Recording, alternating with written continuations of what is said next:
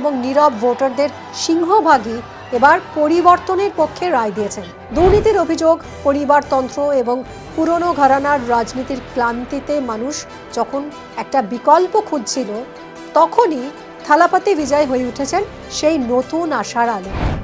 Exit পোলে দেখা যাচ্ছে বিজয় কেবল জয়ী হচ্ছেন না, বরং তিনি দুই দ্রাবিড় শক্তিকে কার্যত ধুয়ে মুছে সাফ করে দেওয়ার পথে। এই নির্বাচনের সবথেকে চমকপ্রদ এবং বিড়ম্বনার দিকটি হলো জাতীয় দলগুলোর পারফরম্যান্স, বিশেষ করে ভারতীয় জনতা পার্টি। গত কয়েক বছর ধরে তামিলনাড়ুতে পায়ের তলার মাটি শক্ত করতে বিজেপি যে একেবারে জানপ্রাণ লড়াই চালিয়েছিল, এক্সিট পোলের ফলাফল বলছে সেই স্বপ্ন তাসের ঘরের মতো ভেঙে পড়তে চলেছে। পরিসংখ্যান বিশ্লেষণ করলে দেখা যায় বিজেপির ভোট শেয়ার এবং আসন সংখ্যায় এমন পতন ঘটেছে যা কেবল শেয়ার বাজারের বড়সড় ধসের সঙ্গেই তুলনা করা চলে। হিন্দুত্ব কার্ড বা কেন্দ্রীয় প্রকল্পের প্রচার তামিল আবেগের কাছে কোনো কিছুই ধোপে টেকেনি। শেয়ার বাজারের সূচক যেমন মুহূর্তের মধ্যে কয়েক হাজার পয়েন্ট পড়ে যায়, তেমনই তামিলনাড়ুর নির্বাচনী লড়াইয়ে বিজেপির অস্তিত্ব এখন তলানিতে। কংগ্রেস বা অন্যান্য জাতীয় দলগুলির অবস্থাও তথৈবচ।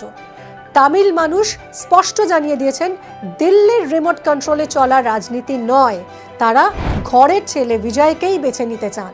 যদিও পরিসংখ্যান যদি মিলে যায়, এই মহা ধসের পিছনে থাকবে বেশ কিছু কারণ।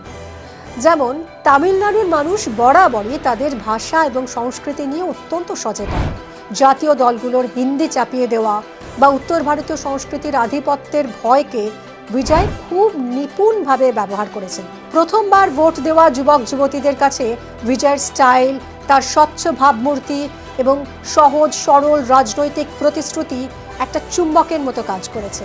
শাসক দল ডিএমকের বিরুদ্ধে তৈরি হওয়া জনরোষকে এআইএডিএমকে ব্যবহার করতে ব্যর্থ হয়েছে, আর সেই শূন্যস্থানটা পূরণ করেছেন বিজয়।